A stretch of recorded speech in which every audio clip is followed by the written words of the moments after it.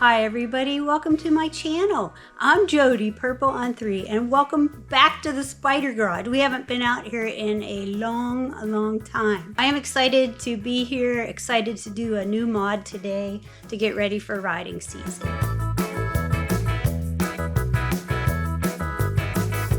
Today's mod comes to us from a channel called Jersey Spyder. I'd like to thank Rob for bringing this safety feature to my attention. I try to watch as many Spyder channels as I can, and I missed SlingMods video, though I went back and watched. The link to that is right here. Thank you, Tommy G. So what is the mod today? Well, it is a safety mod, as I indicated. It's going to make me more visible.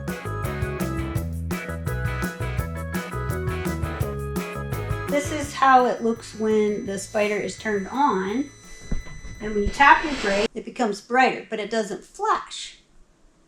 When I add this part today, it's going to make me more visible because each time that I tap the brakes, it will flash 3 times. Jersey Spyder showed it and he made it look easy. I'm hoping my install is just as easy. So, Torquey Tommy, you are not touching anything on the Spyder today. First step is make sure that you're on a level surface. Make sure your Spyder is turned off the ignition and the parking brake is on. Hey Tommy G, let's see what's in the trunk. So these are the things that we are going to use for the install today. This is the actual top case brake flasher from SlingMods, made by Trick LED. You can buy this little tube of dielectric grease from SlingMods for the install, or you can have a larger tube if you already have it. Now, what is dielectric grease? Well, it's a silicone-based grease that protects electrical components from dirt and corrosion and water. We're going to put that on the ends of our connectors. We also have a Lamonster garage pin tool remover because we have 2 pins right here that are going to come out. If you don't have a pin tool remover, you can use a flathead screwdriver, and I will show you how to use that safely so you don't scratch your Spyder. So I'll show you 1 pin using the push pin tool and the other pin removed using a flathead screwdriver. And like I said, you can use either one of these. This one comes from Lamonster Garage with 20 extra pins, and I'll link that in the description below. Or you can use a flathead screwdriver, whichever one you're comfortable with. So the pin has 2 pieces.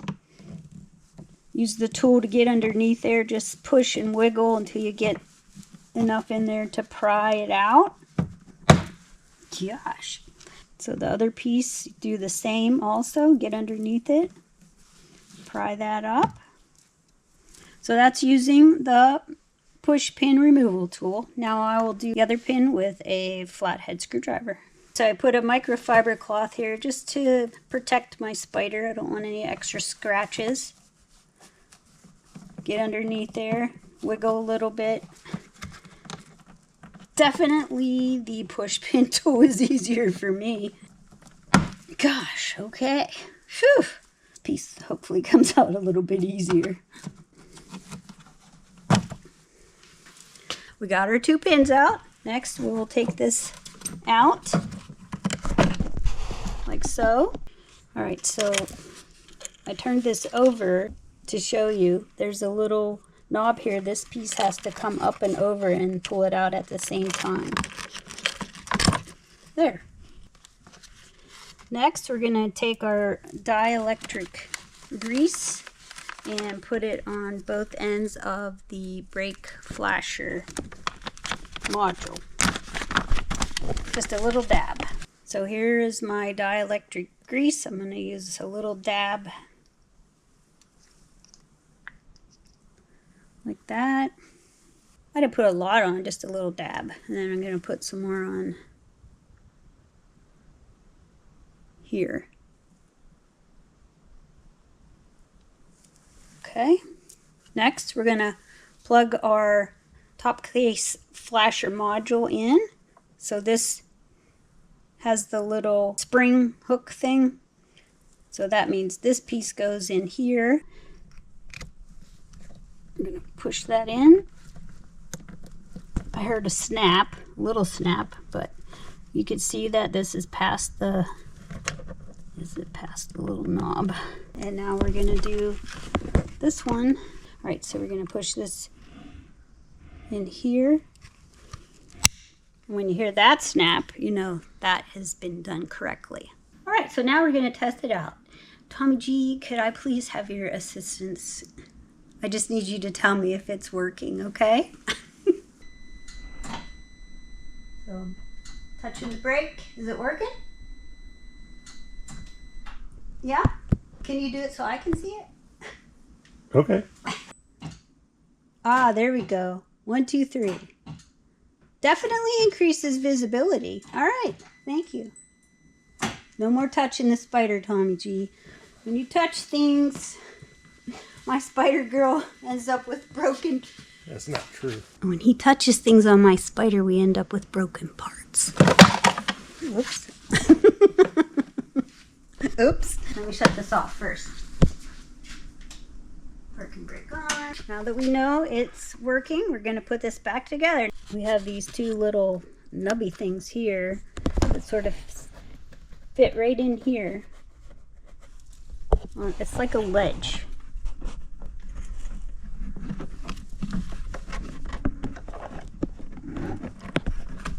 So putting it back together, I just want to make sure that there's no wires getting pinched and nothing going to interfere with my latch here.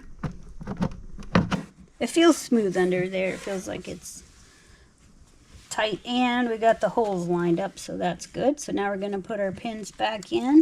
2 pieces to the pin. This piece goes first, and then this piece. Well, they go in a whole lot easier than they go out. And you can see that's not like a round hole.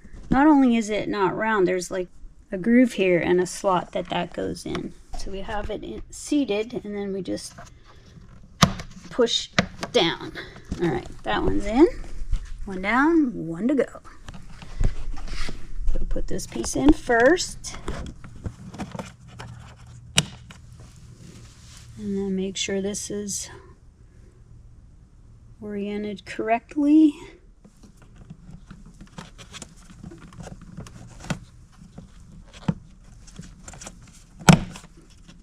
There. We're going to make sure it's secure, and we're also going to turn it on. Try it one more time.